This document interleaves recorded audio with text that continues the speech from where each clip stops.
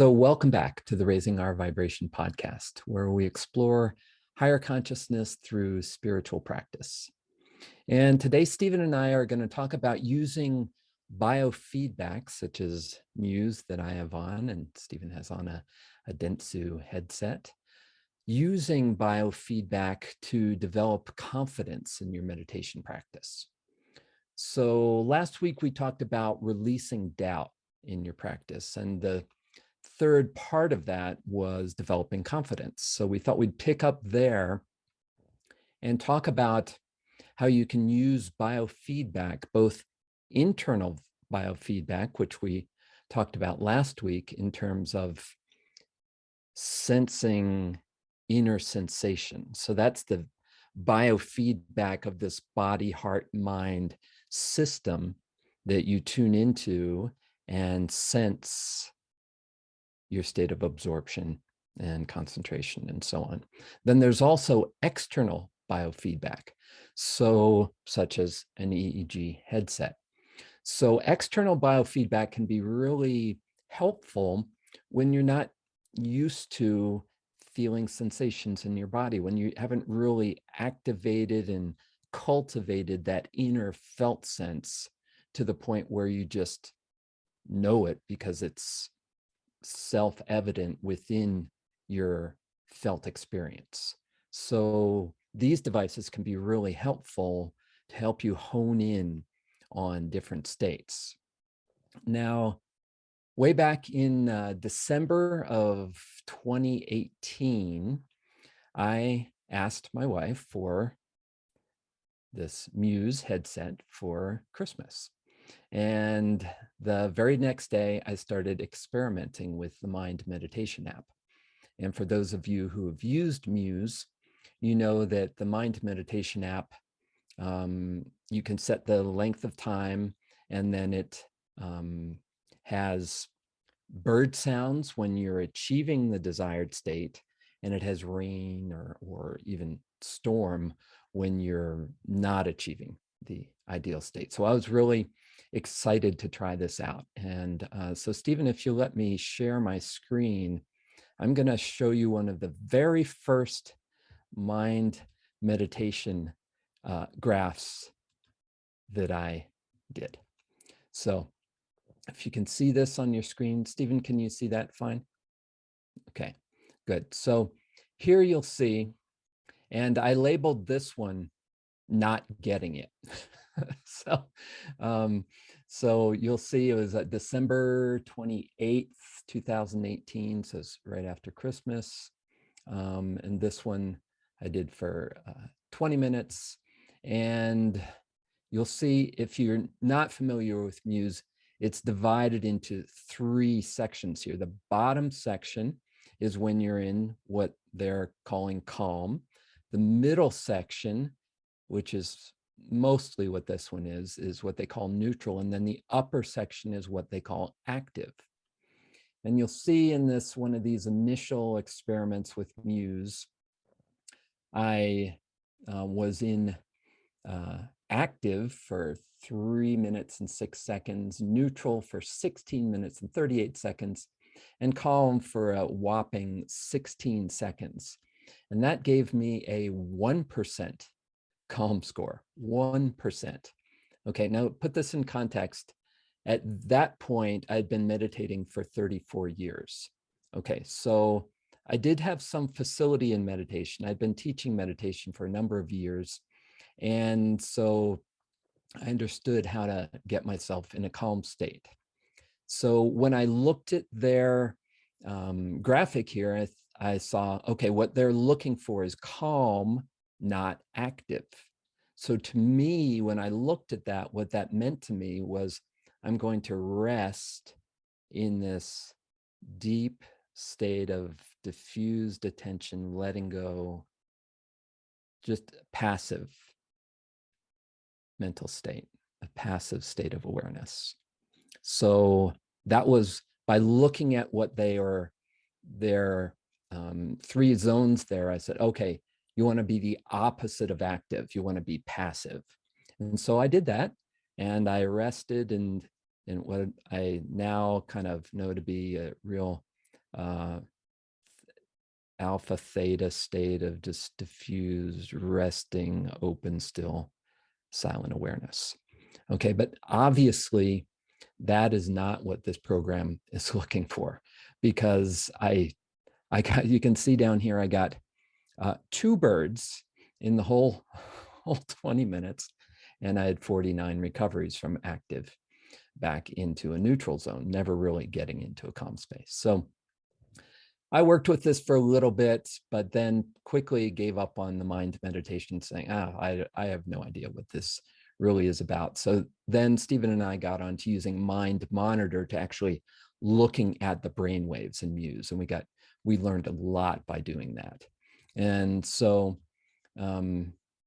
then as time went on, we used different headsets, and we came to understand that it's really important when you're using a biofeedback device to know what the algorithm of that program is looking for. It's set to measure a certain state. And you could say, oh, well, it's set to measure a meditative state. Well, that's too simplified. There are many different meditative states. There's states of focus concentration. There's states of diffused awareness, open awareness versus focus concentration states. And those have different brainwave signatures. And so if you're using a certain technique that doesn't match the algorithm of the device that you're using, you're not going to be successful in that. So over time, and as I became more familiar with Muse, and I watched what other people were doing with it, I learned that actually it's not a passive calm state they're looking for. It's a state of focus concentration, which I had previously thought, oh, that's active mind. It's focused. It's really on the mind doing something, not just resting as open awareness.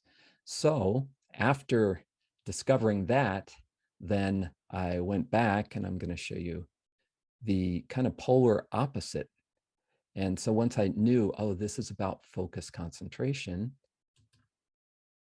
then I got this graph that is the opposite. This one was 99% calm. And then just right at the very beginning, just one little percent of, as I was settling in to my posture of neutral. So here you see it's pretty much the polar opposite. There's no recoveries. There was 117 birds in a 10-minute session. 9 minutes and 54 seconds of that 10-minute section is what they call calm. But what it was what I'm doing here is I'm focusing into my heart, and I'm feeling the sensation of breathing through my heart. So I'm feeling this strong energy through my heart, and I'm really absorbed into that focus on felt sensations of breathing in my heart. And then I also discovered, well, it's not just in your heart. I could do that by focusing on felt sensations of breathing in third eye, felt sensations of breathing over top of my head, felt sensations of breathing down in my perineum. It all does basically the same thing. The birds will sing and the storm doesn't happen. So that's a really important point to note, is when you're using biofeedback, first know what the algorithm is, what it's looking for and make sure that the practice you are doing is matching what the algorithm is looking for. And so, Stephen, I know you have some graphs, so I'll stop sharing my screen here. I know you have some data from working with Dentsu in Tokyo that kind of correlates with this idea that there's different meditative states, and focused concentration and open awareness are really 2 different aspects of meditation, both vitally important. But if you want to have biofeedback for one or the other, you need to have an algorithm and a program that is set to one or the other. And not that those are the only two options, right? There's many different meditative states. So, Stephen, I'll pass it over to you, and you can share some of that Dentsu research that you were involved in. Yeah, thank you, Kevin. Love and blessings to everybody. And if you're listening and you're also using a variety of different headsets, that's one of the things, Kevin, I are really trying to point out here, that the algorithm that your headset uses to report back to you different states or give you different feedback is going to be different for each headset. And you want to get to know your headset, just like you might get to know a meditation practice, and not be too hard on yourself, but actually, use it as a learning tool. To do a whole lot of experience, spend several meditative practices with it. Just as Kevin said, focusing, for example, on the breath at the tip of your nose or the breath in your heart, and it's the sensation of the breath. So it's the feeling. And notice what happens, and stay just on that, for example, on that breath in the heart. Don't deviate from it. Just do say a 15-minute practice where you just simply focus on the sensation of the feeling of the breath in your heart, and notice what that does on your particular headset. And Right. then So try. your headset may be set for that, or it may not be, or there may be different algorithms that you could use with the same headset, but you need to match them. Exactly. And I was so I was first just going to give you a little analogy. I was in a retreat with Mingyur Rinpoche these last 5 days, and he points out again. So the retreat was called the Path of Liberation, and in the retreat, he points out how important it is to be able to switch between different aspects of meditation. Particularly, he talks about Vipassana style meditation and then open awareness. And he speaks about the importance of the Vipassana style. And in this, you could say, for example, this inquiry, because Vipassana actually means inquiry or insight, an inquiry into the nature of the felt sensations. So what you're actually doing when you're, just as Kevin guided you to do, if you're doing it right now with us, if you start to become aware of the felt sensation of breathing in your heart.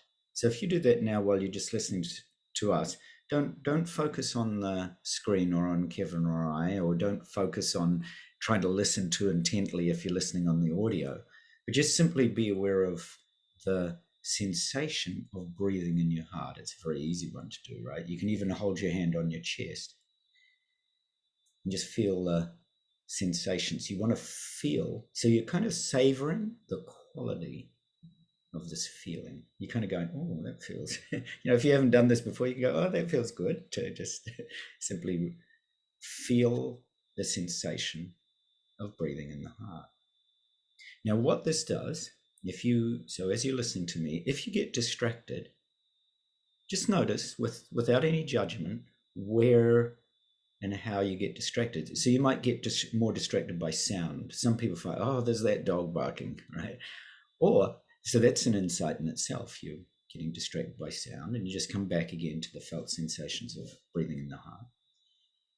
Or you might find your thoughts are a little bit more sticky this morning. You've got a thought of you're meeting a friend at Starbucks and it keeps coming up. Now, so that's another insight, right?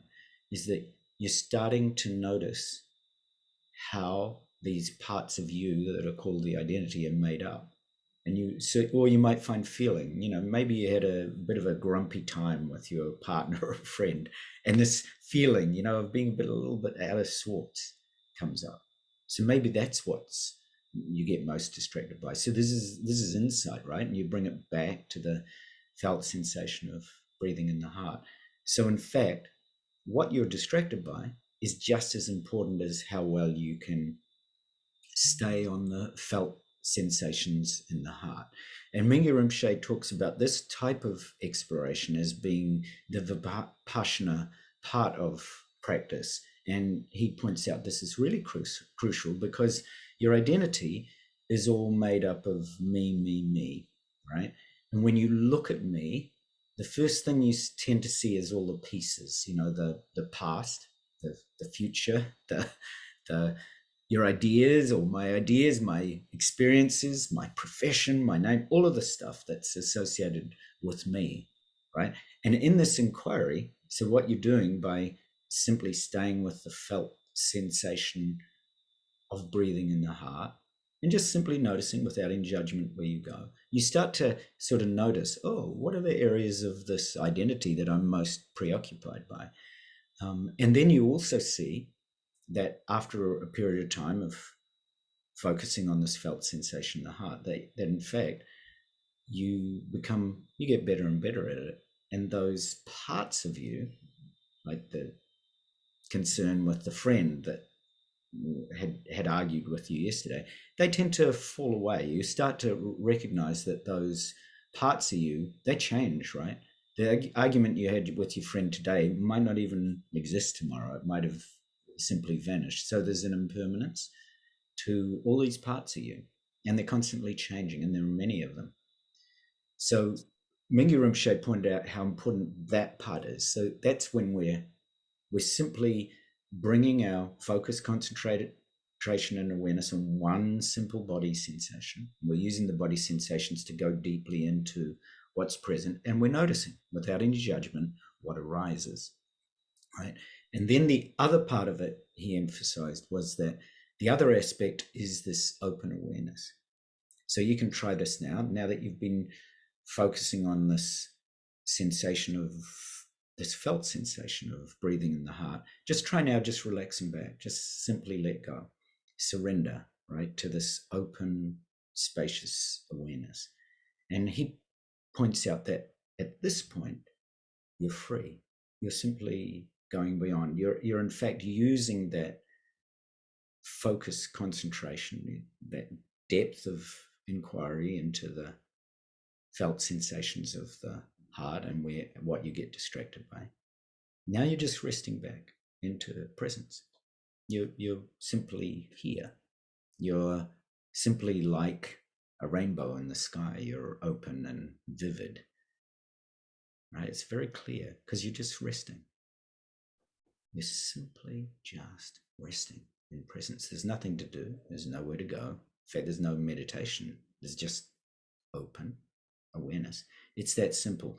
And in fact, there's this felt sense now of openness or spaciousness.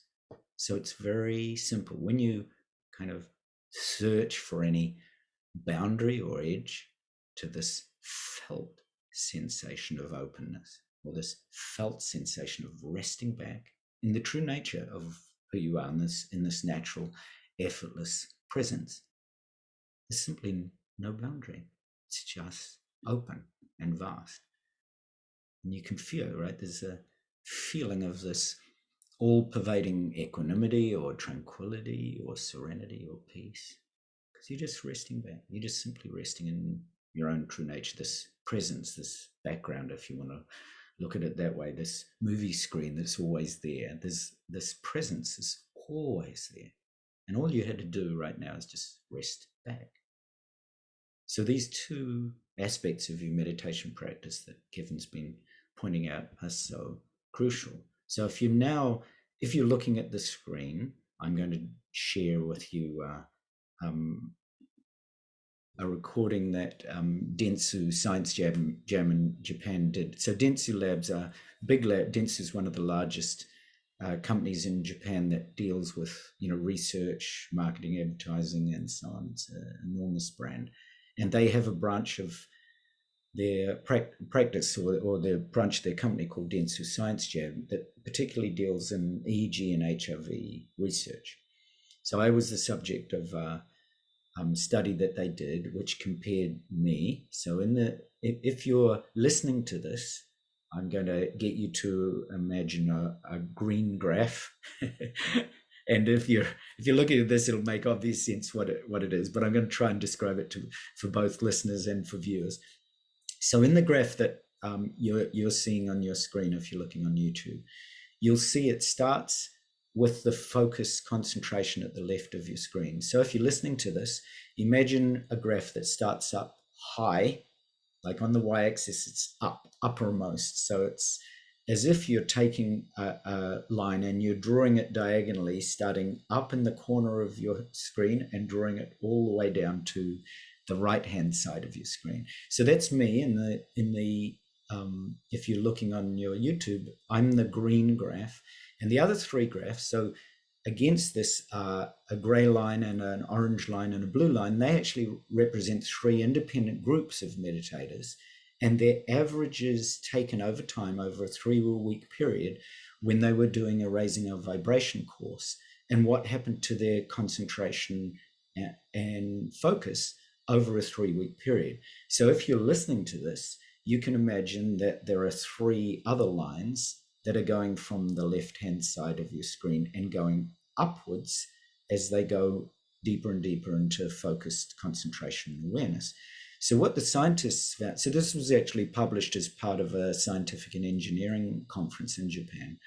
What the scientists noted is that over a 3-week period of using the raising of vibration meditations and app, is that the meditators, because they were all beginning meditators, they slowly grew in focused concentration ability or skill. So they learned how to, they were using calm, happiness breathing, so focusing on the abdomen. So they were focusing on the felt sensation of calmness and happiness in the belly. So if you're listening to us now, you can easily do this too as a simple practice. If you just so I'll cue you in really simply. If you go back to resting back first, so I'll just do it very briefly for you. If you go back to that feeling of resting back and try or allow your feeling of just resting in that peace and serenity, feel it in your feet first. What Kevin and I do as part of our practice is we allow this felt sensation to open in our feet. There's something lovely about grounding into peace in your feet, right? It's a bit like putting your feet into a cool river or the cool ocean. They kind of really relax and you feel grounded. And then feel into your hands. Kevin and I have noted that if you feel this presence or this peace in your hands, it's a really good cue. You can often tell how relaxed you are by how relaxed your fingers and your hands are, because we're using our hands a lot. And if they feel tense, then actually you're quite tense. And if they feel relaxed, then you can feel into the peace and presence there. And then feel into the uprightness of your spine.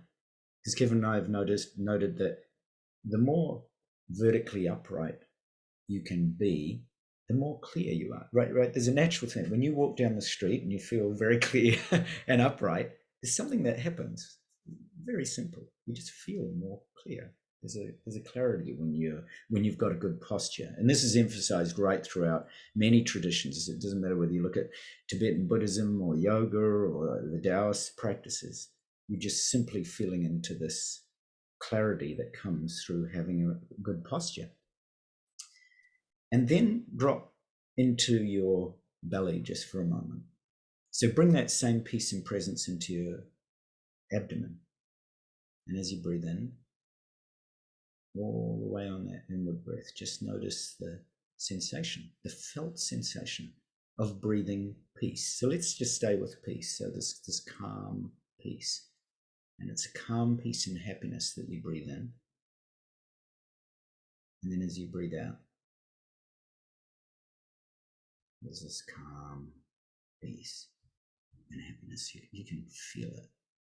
There's such a deep felt sense of peace. You might feel tremendous relief. You might just feel like, it's sort of like getting into a bath of peace. You're just so relaxed. As you breathe in, there's this expansion. And as you breathe out, there's this sense of settling into this peace, bathing in peace. All the way on the felt sense, so this felt sense of calm and peace and happiness as you breathe in. And all the way on the outward.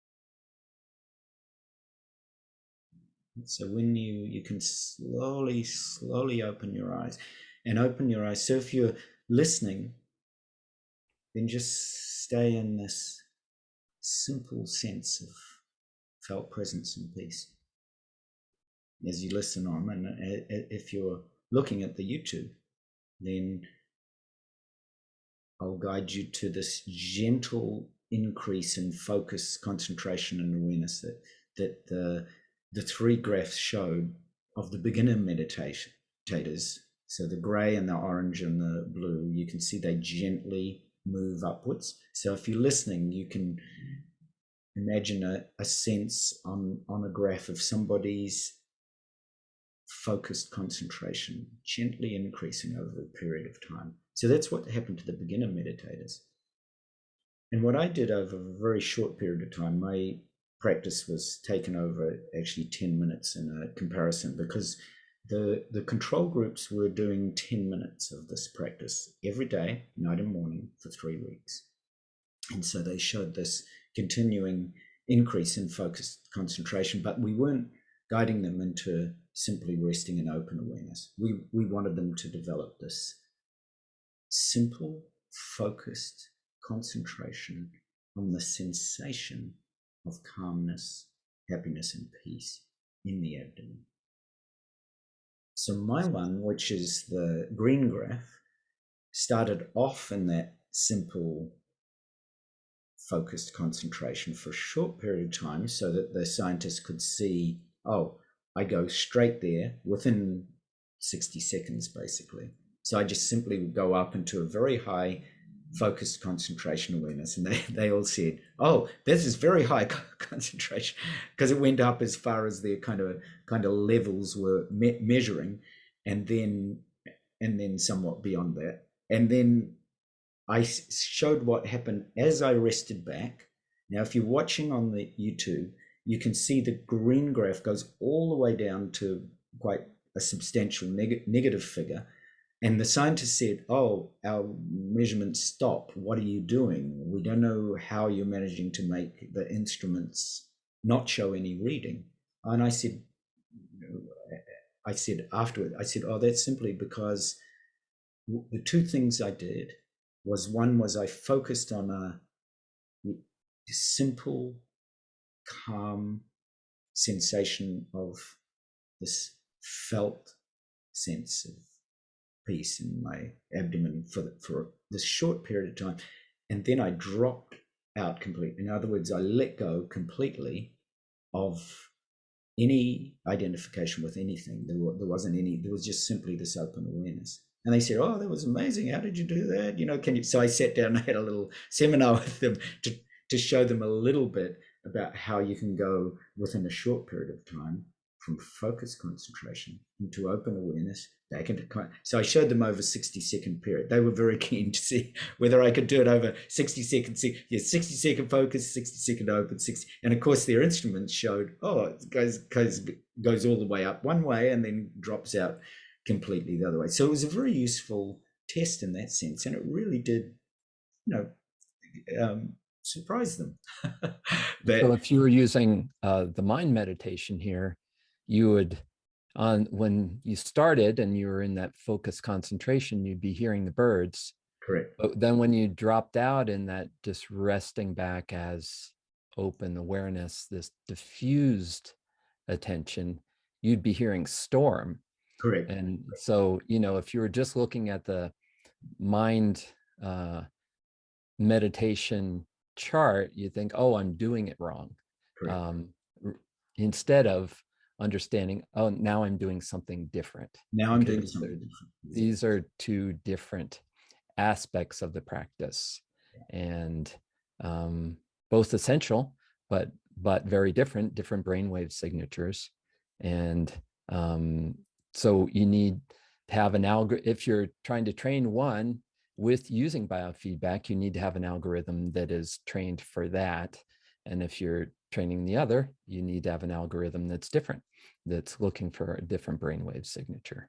Exactly, Kevin. The algorithms that Dentsu Science Lab do show a variety of different states, from calm to stress to excited to concentration. So they tried to do that, but there's specific algorithms. And I pointed out to the scientists that those specific algorithms actually have been designed by scientists who are looking for a particular type of response.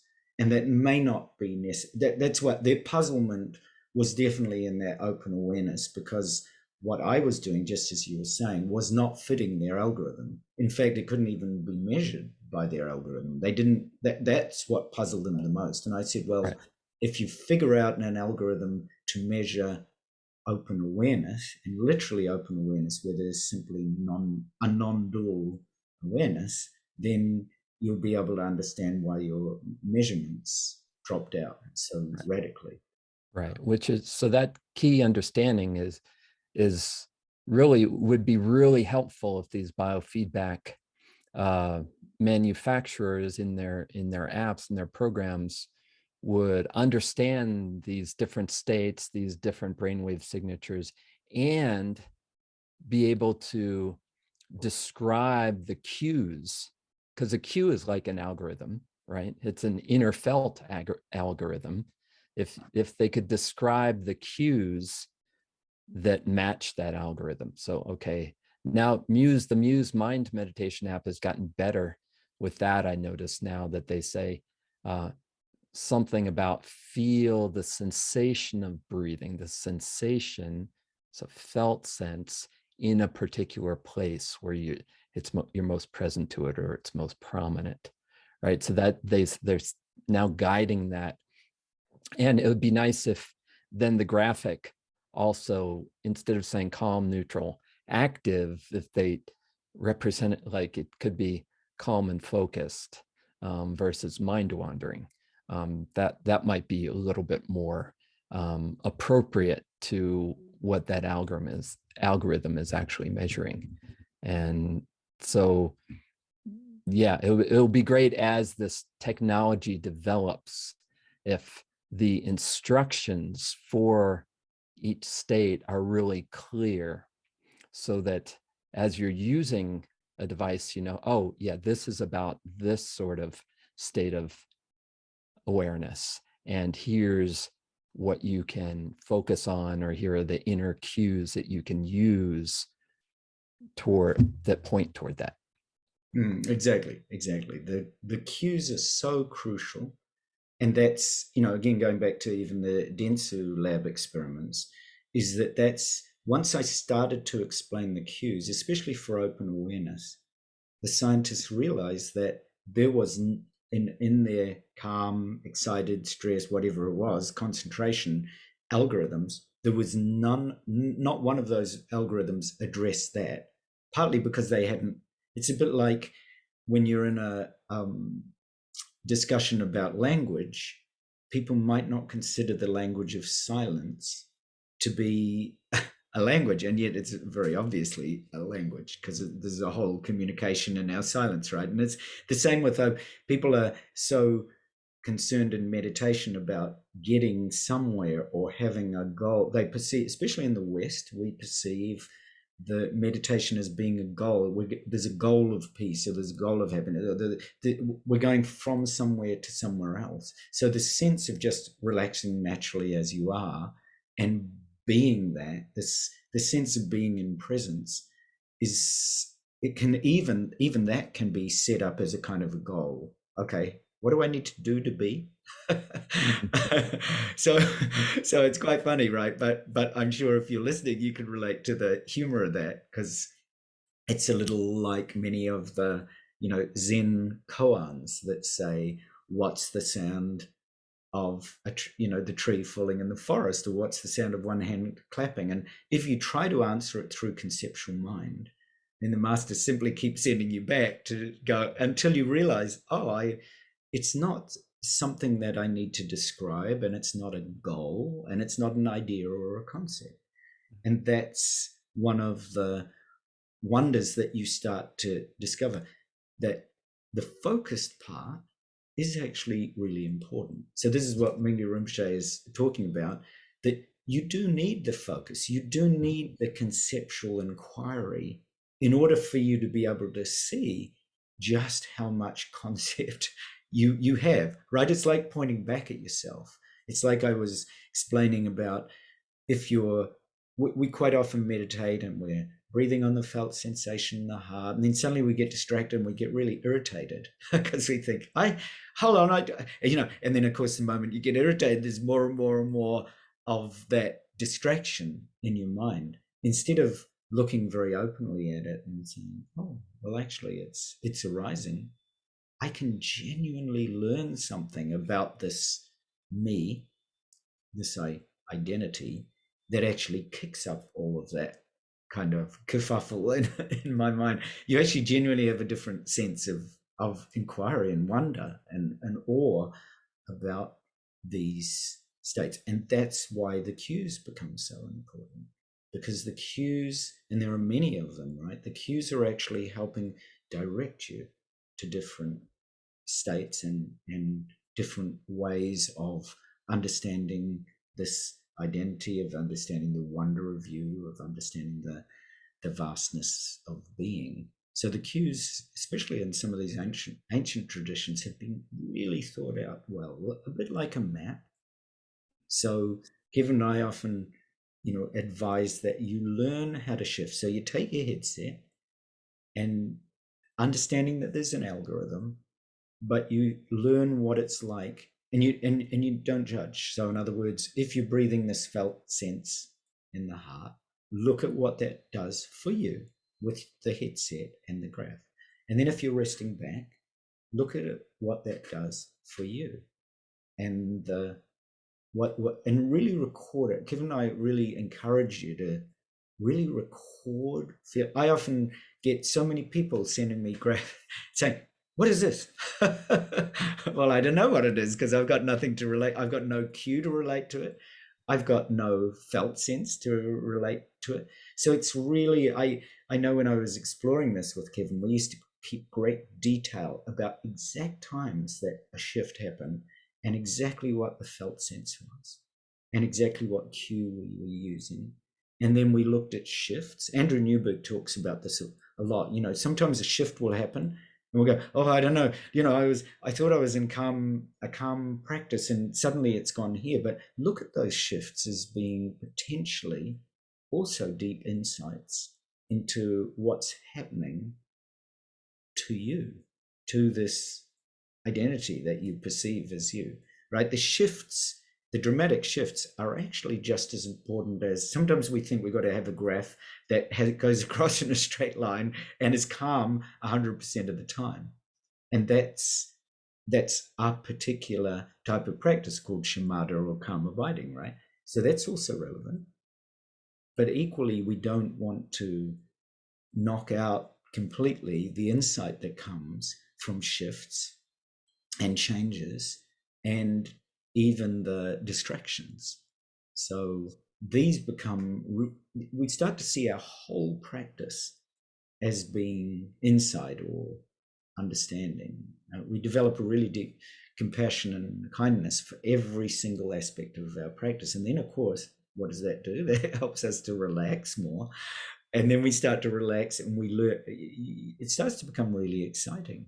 So just as Kevin and I found, we had things that happened that didn't make any sense on any of the apps, right? And so we had to explore them in quite a different way, because we knew intuitively we were both experiencing the same thing, and we knew intuitively that a certain dramatic shift, though it was reporting back from the algorithm that wasn't necessarily a good thing to do, or it wasn't necessarily what the algorithm wanted us to do, it in fact taught us an enormous amount about what this wonderful mind and heart that is in this extraordinary technology called the human body, what it actually can do. So that was one of the, I think that was, if I was to really bring home an important point, it's treat it with a sense of curiosity. What I was saying, this curiosity, the sense of exploration, the sense of openness to the wonders of this technology. Right. Versus what's right, what's wrong, what am I supposed to be feeling? Again, going back to what we talked about last week, bring the sense of openness and curiosity and wonder and exploration to your practice, and then use these biofeedback devices skillfully just for what they're intended for. And you can even, if you're like, say you're using the mind meditation, you could see that not just the birds are feedback, but the rain is actually feedback, right? So you could find that both sides are feedback, because if you are doing focused concentration and you hear the birdies singing and you're like, oh, that's what I want. But also, if you sense that your mind is wandered, the rain starts. And so that's just giving you awareness. Oh, my mind's wandered. Or you could have rain start because you've dropped into open awareness.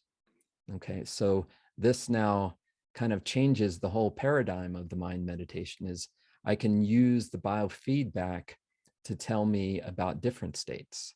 Now, it'd be wonderful to have, programs that are set for different states, and I know that's coming. I know themindfulness.com is working on that, and as they develop the cues, so for here's what we're looking for with this algorithm, here's what we're looking for with this algorithm, we'll be able to use this external biofeedback to back up the internal felt sense biofeedback that we have. And that really can make practice really fun and exciting. Beautifully said, Kevin. Yeah, I was just contemplating while you were talking about that, about the rain. If we consider that we are limitless beings, we are vast and undefined and indescribable, then everything, including the rain, is actually that limitless. It is actually an expression of that limitlessness. So if you're in that, if for example, you've got the Muse and you're getting constant rain, what about if you were to just, without any judgment, just simply rest and notice what happens if you are actually noticing it without judgment? What if you listen to the rain, Listen right? to it. What Yeah. if you absorb into the rain? Oh, what happens? Yeah. Does Just it get rainier, or do the birds sing? right. Oh, we're using this biofeedback. We're learning, and everything is welcome feedback, right? Exactly. It's all because it's all exploration and curiosity. And oh, okay, what if I really listen to that rain and enjoy it? It's actually a kind of a nice rain sound in the neutral zone. So what if I just sink into that rain sound? I love this feeling of the rain. What happens then? Exactly. Yeah. Enjoy that rain. Enjoy Enjoy those that rain. birds. Right. All right. Well, I hope that you've all found something helpful for your practice in this, and that you'll bring a real joy and curiosity to using these biofeedback devices, or any biofeedback devices, in combination with and correlated with your inner felt sensation and awareness to deepen your practice. So Beautiful. thank you all. Thank you, Stephen, for that discussion. Thank you all for watching. Thank you for your practice. And if you're interested in um, guided meditations, or knowing more about subtle energy meditation, the ROV meditation app, or to join the Raising Our Vibration Facebook community, you can visit raisingourvibration.net. We'd love to hear from you there. Bye for now.